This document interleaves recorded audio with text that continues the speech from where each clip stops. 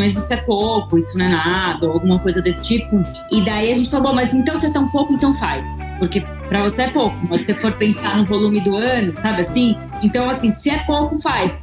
Faz, tá tudo bem. Eu uso fralda de pano com meu filho. E usei com a Manu também. E eu conto, né? A gente tá com quase... No Lucas, a gente já tá com 950 fraldas que eu deixei de jogar, né? Uma descartável. E daí, uma mãe falou pra mim, mas eu não consigo usar. Eu fico muito cansada. Daí eu falei, mas você já pensou em usar uma por dia? Só uma. As outras você usa descartável, mas usa uma. Porque daí são 365 no ano.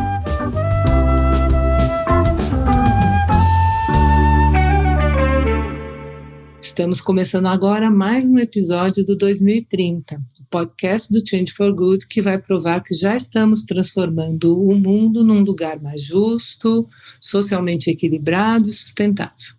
Eu sou a Rê Brunetti, uma das redes do Change for Good, que é uma plataforma de curadoria de produtos, conhecimentos e tendências em consumo consciente e sustentabilidade. Não deixem de conhecer o nosso trabalho no nosso site www.changeforgood.com.br. Hoje nós vamos conversar com a Mariana Moraes, uma comunicadora com mais de 10 anos de experiência em sustentabilidade, responsabilidade social e investimento social privado. Eu conheci a Mari quando ela trabalhava como gerente de sustentabilidade no GIF. A Mari fundou com as suas irmãs o Verdes Marias, que é um movimento que busca inspirar pessoas a ingressarem numa vida mais sustentável, por meio de micro-revoluções que elas podem ir fazendo nas suas vidas. Ele é baseado nos eixos por menos lixos, mais orgânicos e uma vida mais consciente.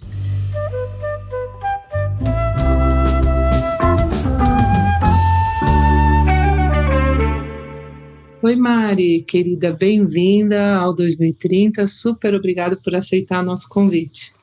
Eu gostaria de pedir para você contar um pouquinho o que motivou você a dedicar seu trabalho nessa direção.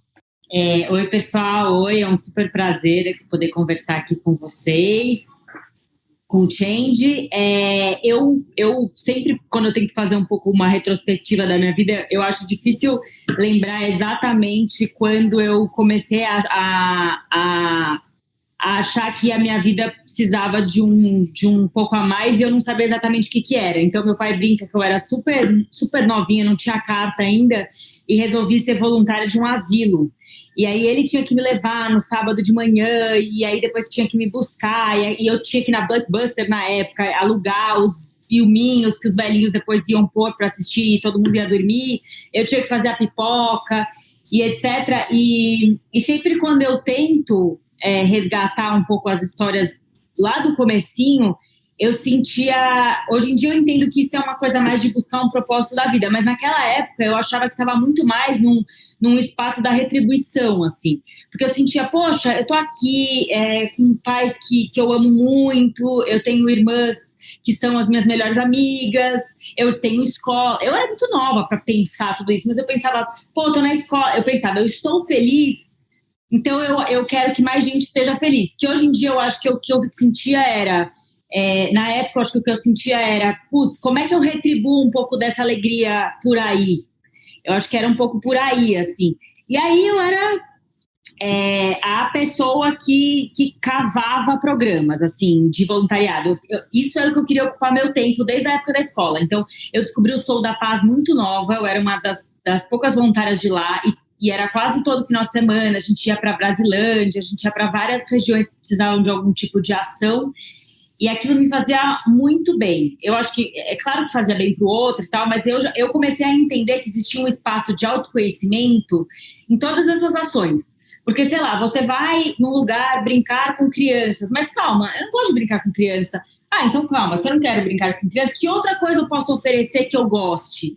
Então eu acho que eu fui encontrando no voluntariado um lugar onde eu podia me conhecer um pouco melhor, assim, porque eu podia oferecer sem uma cobrança de um trabalho, uma coisa desse tipo, mas que eu podia trazer um pouco de mim, trazer um pouco do meu amor de forma leve, trazer o que eu tivesse de bom para oferecer, e para isso eu precisava descobrir o que era esse bom.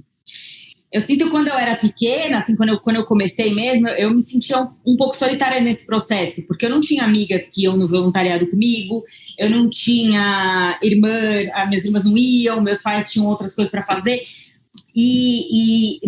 mas eu não sei, era um chamado, assim, eu ia em lugares onde eu ficava sozinha, não conhecia ninguém, mas aí quando eu via, eu estava conversando com um monte de gente, e aí estava tudo bem. E aí eu acho que os anos foram passando e eu fui fazer intercâmbio fora. E aí quando eu cheguei lá, eu falei, pronto, aqui eu vou fazer o que eu quero. E o que eu quero é descobrir o que a Austrália precisa. E aí arrumei um voluntariado para fazer lá e também ficava muito feliz, porque eu aprendi inglês, conhecia gente nova e achava que eu estava dedicando meu tempo de um jeito importante. Eu sempre tive uma coisa de tipo, não perder tempo. E para mim, voluntariado é não perder tempo, porque você está ajudando alguém, sabe? Eu acho que as pessoas, tem muita gente que acha que ajudar o outro é perder tempo, e para mim a relação era oposta.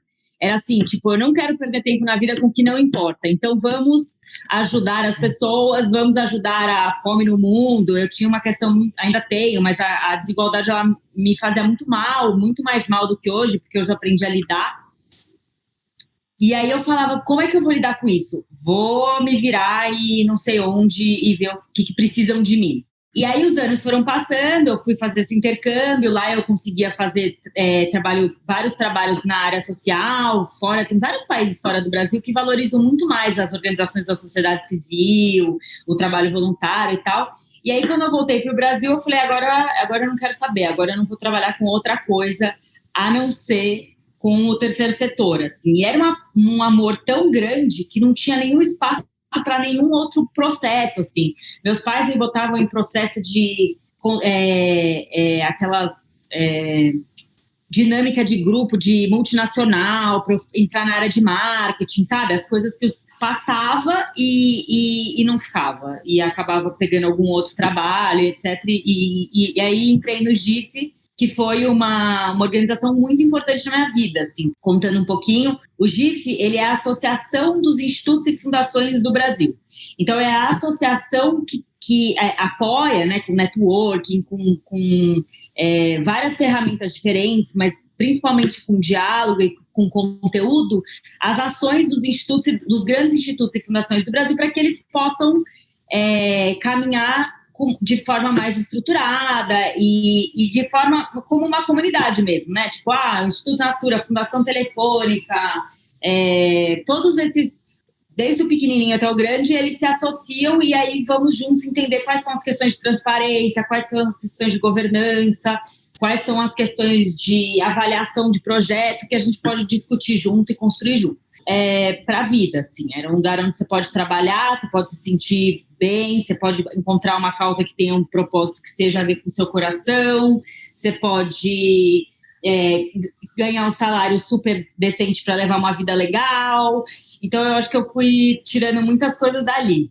Não, gostoso você contar, porque eu lembro que a gente se conheceu lá, né? Quer dizer, eu conheci você quando você estava justamente fazendo esse trabalho no GIF, e assim, eu sou mais antiga, vamos dizer, dessa área, então assim, cada vez que eu via pessoas assim super competentes e jovens, engajadas com isso, sempre me deu muita esperança de que a gente está caminhando mesmo agora para um mundo muito mais alinhado, né? Achei bonitinho você comentar, né, o quanto você se sente, né, hoje conectada com aquela Mari pequenininha lá que já tinha uma série de buscas, enfim, e hoje você fazer seu trabalho aí todo alinhado com isso é muito gostoso, né, Mari? Acho que realmente delícia que hoje te entendem, né? Você já está, né, construindo um mundo. Você constrói um currículo e aí ninguém te segura mais, porque você fala, não, mas espera aí, eu tenho experiência nisso desde sempre, a minha vida inteira, entendeu? E sempre deu certo, então vamos nesse caminho. Eu lembro que também, assim, né, se adolescente você ainda você quer muito impressionar os seus pais, que você arrumou um emprego legal, mas não é o emprego que eles queriam. E daí eu lembro que eu tinha o André Degenstein, que é um chefe maravilhoso, a Margareth Gudenberg. Eu sempre tive pessoas que foram assim, tutores para minha vida. E eram pessoas muito inteligentes, muito carinhosas e pessoas que foram tão importantes para mim que chegaram a conhecer a minha família. E aí meus pais falavam, nossa, mas são pessoas, que lugar incrível que ela trabalha, porque olha quem tá por trás, assim, sabe? Olha quem tá no dia a dia coordenando as ações da minha filha. Então eu acho que eu tive muita sorte também por esse processo, porque grandes tutores na sua vida ajudam muito nesse rumo, né, que você escolhe levar, porque eles te falam, não, vamos lá, vamos por aí, olha só como você olha como a gente está conseguindo, sabe, assim. Muito legal. E isso acho que eu tive especialmente sorte, mesmo agora na Cause, que é uma consultoria que eu faço, que eu trabalho junto com o Verdes Marias, a Mônica é uma pessoa que, tipo, eu tenho dúvida da minha vida, eu ligo e falo, oi, me ajuda, sabe, é uma coisa meio que, quando você trabalha com uma coisa que você ama muito, tem a ver com o seu propósito, ela se mistura muito com a sua vida pessoal. Acho que esse é um lado muito positivo desse momento trágico que a gente está vivendo de pandemia, né? Que, óbvio, não dá para aliviar nem um pouco o quanto tem sido dolorido para muita gente, mas o ganho que a gente tem, que a pandemia consegue pôr a gente em contato do quanto a nossa vida é entrelaçada, e é bom que ela seja entrelaçada, né? Porque a hora que você vai trabalhar em casa, que você tem filho pequeno e que seu filho aparece, isso não pode ser um problema no seu trabalho. Tudo bem, vai dar lá, vai mexer um pouquinho, distrai um pouco, mas isso é você, né? A gente é essa pessoa que tem família, né? Que tem amigos e que às vezes precisa estar em casa, e que uma hora está doente, que uma hora está saudável, que uma hora tem que dar atenção para um filho, mas isso não pode ser visto como um problema no seu ambiente de trabalho, né? Isso, inclusive, você, quando trabalha, você está entregando tudo de você, inclusive a sua maternidade, a sua experiência como mãe e tudo mais, né? Então, eu acho que, né, que somos inteiros e que se a gente vem inteiro para o trabalho, muito mais a gente traz, e não só um recorte de um racional desconectado do emocional, do afetivo, porque não existia aquilo era um faz de conta, né? A gente é uma coisa e outra, né? Essa é a grande verdade, assim, eu não sou publicitária, sei lá, eu sou uma coisa e outra, eu sou mãe e, né, eu acho que a pandemia fez a gente olhar para dentro de casa, assim, sabe, conviver, eu preciso entender qual que é o meu limite para não desrespeitar o espaço do Beto, que é o meu marido, e também não confundir os meus filhos, porque eu tô aqui, mas eu tô trabalhando. Eu lembro que eu estava gravando também uma entrevista, e daí o Lucas subiu em cima de mim, ele tem 1 ano e meio, então ele não entende, né? Ele quer subir na mamãe. E daí a pessoa perguntou, você quer que pare e regrave? Eu falei, não, mas essa sou eu. Eu vou ser interrompida algumas vezes, porque eu sou mãe e eu quero que meu filho se sinta à vontade em fazer parte da minha vida, porque eu tô em casa, eu não quero confundir a cabeça dele. Então, se a gente for interromper várias vezes, essa vai ser a minha entrevista, entendeu? E acho que é um pouco isso, assim, sabe? Neste momento eu tenho um filho de 1 ano e meio. Essa é a Mari de agora, né? A Mari de daqui a 3 anos, talvez vai ter o filho fora, brincando de maioria do tempo do dia, né? Não, eu acho que isso, no fundo, é tão gostoso, porque isso está devolvendo para a gente um pouco mais da consciência da humanidade que a gente é, porque a gente é isso. A gente é esse todo mesmo, né? E por que a gente tinha que fingir que não? Né? Às vezes você saía de casa deixando seu filho adoentado e tinha que fingir que estava tudo ótimo e não podia voltar para perguntar, ou enfim, não estava fazendo sentido. A gente não era humano no trabalho, né? Era como se a gente conseguisse se desligar de um pedaço da gente, é muito esquisito. Mari, conta um pouquinho até do que você está fazendo hoje, das Verdes Marias que a gente acompanha e vê assim quanta coisa gostosa vocês estão divulgando lá. Quer dizer, vocês fazem um trabalho muito de vocês, que é muito vocês três mesmo, né? Assim, é muito das irmãs juntas, trazendo um monte de dicas para a gente usar no dia a dia, para a gente viver mais alinhada com esse nosso lado humano. Eu sei que vocês também estão fazendo um podcast, também é gostoso. Conta um pouquinho desses seus trabalhos. O nosso podcast chama Microevoluções, depois eu conto um pouquinho. Na verdade, a história das Verdes Marias, ela meio que... a gente sempre fala que a gente não sabe qual foi a parte cósmica que entrou ali no negócio, mas eu tinha acabado de... Estava voltando de licença maternidade, um dia acordei assim e falei, nossa, eu preciso muito, muito, muito trazer de algum jeito para as pessoas como que elas podem se sentir mais próximas de uma vida com propósito, mas sem jogar culpa, sem fazer com que elas mudem de carreira, não sei como fazer isso, não sei, eu queria, as pessoas não sabem como fazer voluntariado, as pessoas não sabem como fazer uma doação, ou muitas não têm tanta certeza dos caminhos e tal, o que eu faço? E daí eu liguei para minha irmã, e a minha irmã, eu falei, ai, Carol, putz, eu tô com essa ideia e você é tão boa fotógrafa, tal. Lembra aquele dia que você me ligou, chorando, falando que você estava precisando mudar um pouco a sua carreira porque você queria uma vida com mais propósito? Será que a gente não pode... Será que não é essa a oportunidade? Eu tô aqui com essa vontade de divulgar, você é uma ótima fotógrafa, vamos juntar? E daí ela ficou muito animada, assim, sei lá, em 24 horas a gente já tinha surgido o Verdes Marias, porque as 3 são Marias e a gente sempre gostou muito da coisa das 3 Marias, etc. Já tinha logo, já tinha site, a minha irmã que desenhou o logo, falou, a gente é isso, 3 folhinhas, foi uma coisa meio que, vamos fazer, depois a gente pensa se faz sentido, a gente precisa falar para o mundo que o mundo pode, que as pessoas podem acessar uma vida mais sustentável sem chatice, entendeu? Sem extremismo, sem culpa, e vamos ver o que acontece. E a gente, as 3 são muito amigas, as 3 gostam muito de conviver junto, a gente tem uma energia diferente quando a gente está junto, assim, porque a gente se cutuca muito, a gente se debocha, a gente se diverte, a gente tem prazer em ficar junto. Então a gente falou, vamos ligar para a Clara e vamos chamar ela. Não dá para fazer um negócio sem dar a oportunidade da Clara entrar. E era curioso que na época a Clara era atriz, super o oposto do que é uma vida sustentável. Ela sempre fala, é extremamente consumista, gastava assim rios de dinheiro com farmácia e cosmético todo final de semana. E aí ela foi se transformando, porque ela foi escrevendo os textos do site, daí ela foi entendendo o conteúdo. Então, no fundo, a gente foi vendo como as micro-revoluções estavam mudando até dentro da nossa própria configuração de família, assim. Porque a minha mãe falou, nossa, eu fico impressionada, vocês se jogaram nesse assunto, vocês estão mudando os hábitos de vocês mesmas, vocês estão realmente testando um novo estilo de vida e tal. E aí foi isso, cada uma faz um pouco do que gosta. Então a Clara gosta de desenhar, então ela faz as ilustrações, ela é jornalista, ela faz os textos. A Carol é muito boa fotógrafa, ela sempre dá direção de arte de tudo.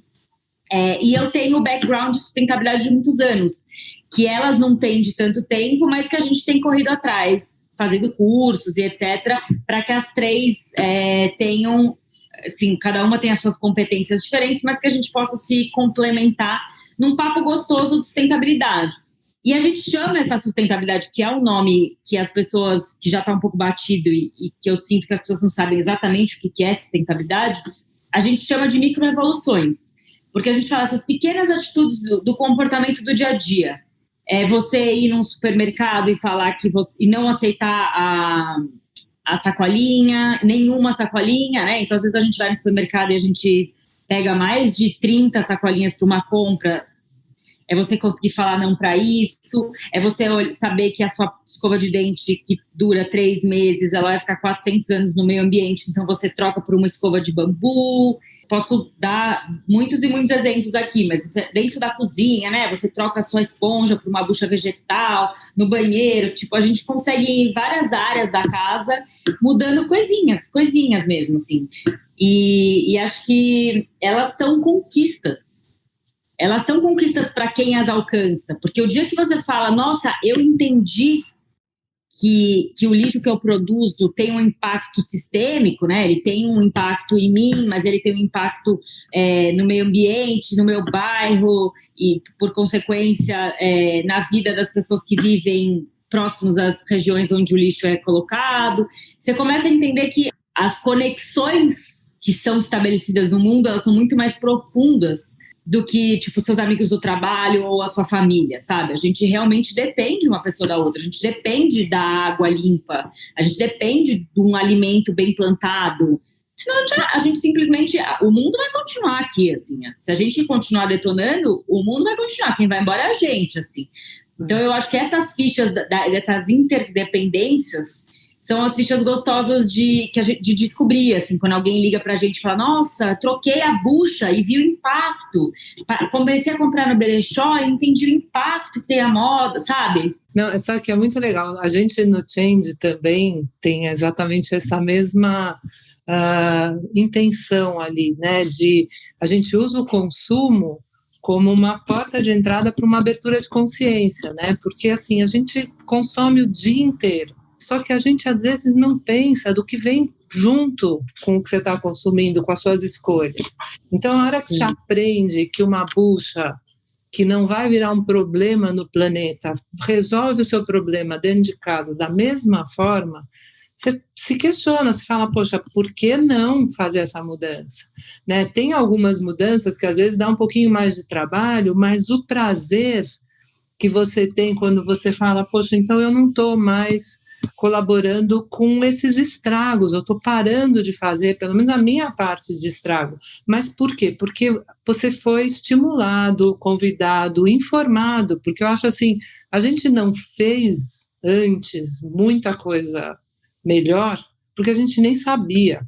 Então, eu acho assim, essas dicas que para vocês podem parecer super óbvias, principalmente para você, Mari, pode parecer super óbvia, para mim não é, né? Porque assim, eu tenho outra história de vida, então eu falo assim, nossa, deixa eu pegar carona na Mari, que se ela está falando, e eu acho que ela é uma pessoa que tem propriedade para falar, deixa eu prestar atenção. E aí você vai entendendo o que eu acho principal dessa mudança, na minha visão, é a consciência que a gente passa a assumir da nossa responsabilidade nas coisas que não estão boas. Porque a gente tem, sim, muita culpa no que não está bom quando a gente finge que a gente não tem culpa nenhuma. Né? Então, assim, numa escolha errada da bucha de lavar louça, você pode, sim, ser responsável por um monte de coisas que você acha ruim. A gente... Não, e as pessoas, no começo, assim, a gente lidava muito mal com... Me dava mal, a gente estava aprendendo quando a pessoa falava, ai, mas isso é pouco, isso não é nada, ou alguma coisa desse tipo.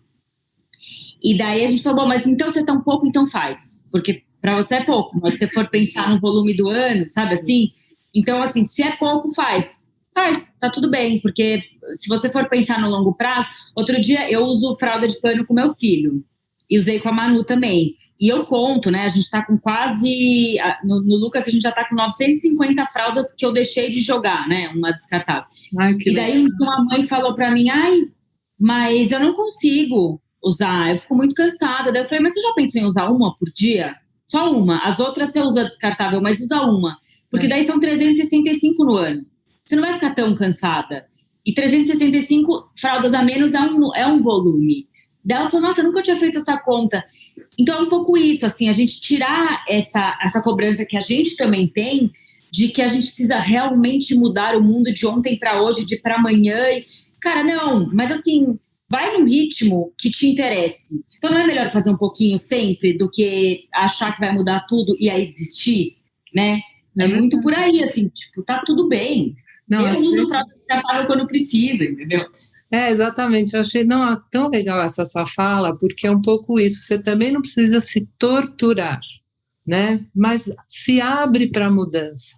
Achei uma graça essa sua ideia de contar, né? Quantas a menos você está usando e se orgulhar disso, porque é isso, todo mundo fazendo um pouquinho, e fora que como a vida é processo, a gente vai aprendendo, vai incorporando, não precisa ser uma tortura, né? Mas a gente tem que ter essa coragem de experimentar, porque ela dá uma satisfação, né? Ela também faz a gente se sentir orgulhoso de estar fazendo, enfim, né? A Clara brinca que eu sou a irmã dos dados, mas é porque eu sinto que essa coisa de contar as fraldas, por exemplo, ela é importante para mim, no meu processo de motivação. Então, cada um tem que procurar o seu processo de motivação. Na minha casa, como a gente pôs uma lousinha grande no quarto das crianças, eu troco, daí quando não sou eu, é a avó, ou é a faxineira, ou quem for trocar aquela fralda, vai sentir, putz, que legal, ó, sou eu que estou botando mais uma de pano, eu que vou ajudar a incrementar esse número. Então, essas ideias são as que você vai dando no seu podcast, como é que é? Então, a gente viu que no Verdes Marias a gente precisava diversificar as nossas as nossas redes, porque a gente tinha perfis complementares que falavam com pessoas diferentes. Então, assim, no TikTok a Clara fala com meninas de 15 anos, que é o público que ama ela ali, que bate papo com ela, sabe? E acho que no podcast tinha um pouco isso, assim, eu queria ter essas conversas mais longas, um pouco mais densas, o público que escuta não é tão novo, não são meninas de 15 anos, são pessoas, normalmente mulheres, mas um pouco mais velhas. Então, eu acho que... E aí, a gente está no Spotify, nas outras plataformas, e a gente acho que está no episódio 15, 16, 17, não sei, que são micro-revoluções aos montes. O que você pode mudar?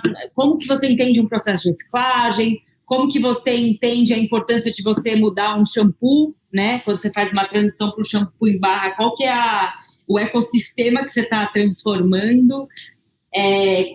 O que você está mudando quando você recusa um canudinho num restaurante, que é o último podcast, que é sobre a nova lei do plástico. Então, assim, no fundo, são várias pequenas... A gente trouxe especialistas, mas para falar de assuntos que, no fundo, mudam comportamentos aos poucos, mas que vão reverberando, né? Porque você muda, daí quando você vê, sei lá, seu filho perguntou por quê, e quando você vê, tem, 5 pessoas que ficaram interessadas naquele assunto e vai aumentando, né? A gente espera que vai aumentando essa quantidade de gente interessada no tema. Você falou assim, tem várias coisas que eu não sabia, que eu vou aprender. Eu acho isso muito interessante, porque a gente também aprende muito com o Verdes Marias. E a gente, quando começou, a gente não tinha clareza, e a gente não tinha essa vontade, a gente nem sabia que o tema do plástico no mundo, ele é um dos maiores problemas da nossa humanidade no momento, assim, porque a gente está ficando doente, se afogando no lixo, tem um leque de interferências nossas na terra, na comida e etc., vindas da toxicidade que tem no plástico. A gente não sabia de nada disso. Mas aí um dia a gente quis trocar o copo descartável por o copo do menos um lixo, que era um copo bonitinho que a gente viu num lugar. Daí a gente foi entender por que a gente estava fazendo aquela troca. E aí, cara, cada vez que você vai fazendo uma troca e você vai entendendo o processo do que você fez, o mundo se abre, né? Que eu acho que isso é importante também, assim.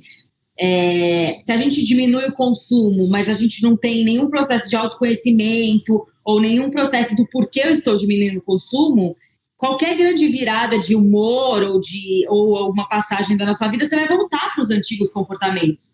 Agora, se você entende, se você começa a se conhecer, se começa a buscar o porquê do que você está fazendo, aí eu acho que é mais difícil você voltar atrás, sabe? A gente tenta trazer um pouco isso, assim, por que você está fazendo isso? Por que você está trocando, sabe? Que legal. Porque assim faz com que a pessoa fale, eu troquei por isso, sabe? Se aproprie dessa mudança. Mari, me fala uma coisa, para fechar aqui a nossa conversa, você tem algum livro, algum filme, alguma obra de arte, enfim, que você vê que influenciou sua trajetória e alguma dica de uma música que você acha que representa a sua militância? Eu acho que um filme super importante para a gente é um filme... Tem 2 filmes que trazem a temática do plástico que são super importantes. Um chama Plastic Ocean, né, Oceano de Plástico, que tem no Netflix. Mas o que eu assisti era antes disso, que chama Trashed, que é também lixo. São filmes que você fala, nossa, calma. Eu não sabia de tudo isso, sabe? Assim, e aí você começa a anotar, né? Eu sou daquelas que dá pause no filme e anota. Eu acho que livros tiveram muitos, mas assim, o livro que marcou li faz, sei lá, 10 anos, mas que me marcou muito na época é o livro da Malala. Não tem a ver nem com voluntariado, nem com micro-revoluções, nem nada disso, mas é uma menina que tinha um sonho e o propósito dela era acima de qualquer outra coisa, assim, e isso a levou para diante. Tudo veio depois, assim, mas o que ela sabia é que ela precisava ir para a escola.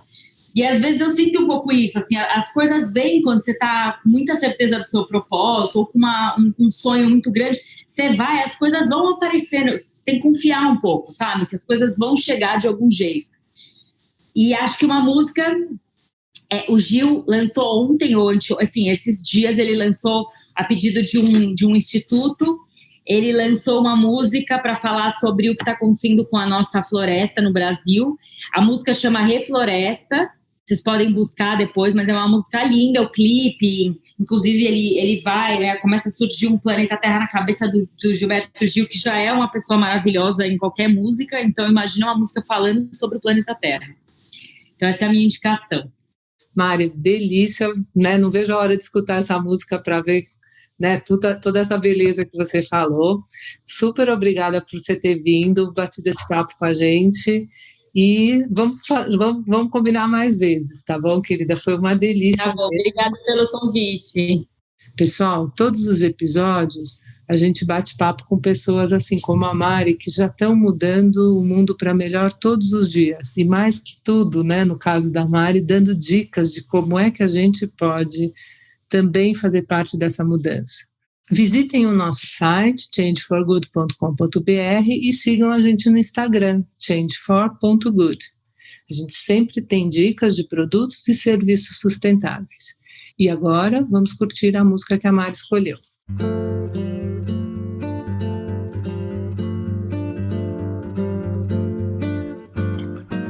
Manter em pé o que resta não basta, que alguém virá derrubar o que resta. O jeito é convencer quem devasta a respeitar a floresta.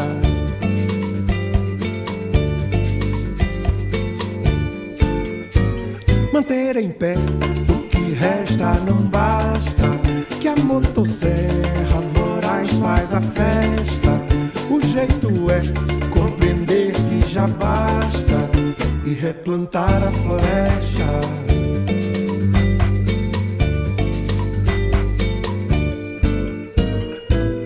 Milhões de espécies, plantas e animais, zumbidos, berros, latidos, tudo mais. Uivos, murmúrios, lamentos ancestrais. Por que não deixamos nosso mundo em paz? Além do morro, o deserto se alastra por toda a terra, da serra aos confins. Um toco, um oco, um casco de canastra, onde enterramos sabins.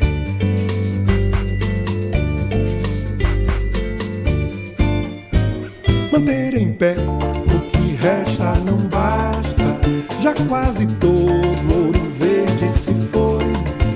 Agora é hora de ser refloresta, que o coração não destrói.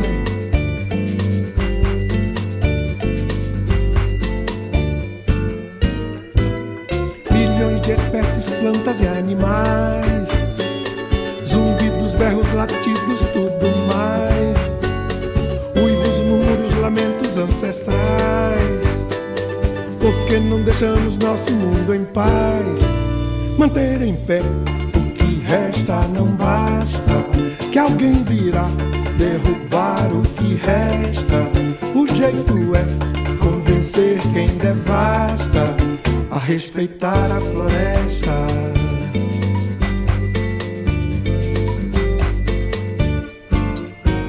Manter em pé o que resta não basta, já quase todo ouro verde se foi.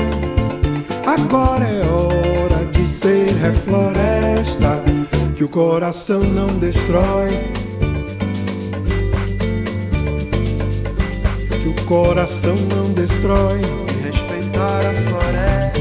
Respeitar a floresta. Replantar a floresta. Que o coração não destrói. E respeitar a floresta. Replantar a floresta. Que o coração não destrói. Que o coração não destrói.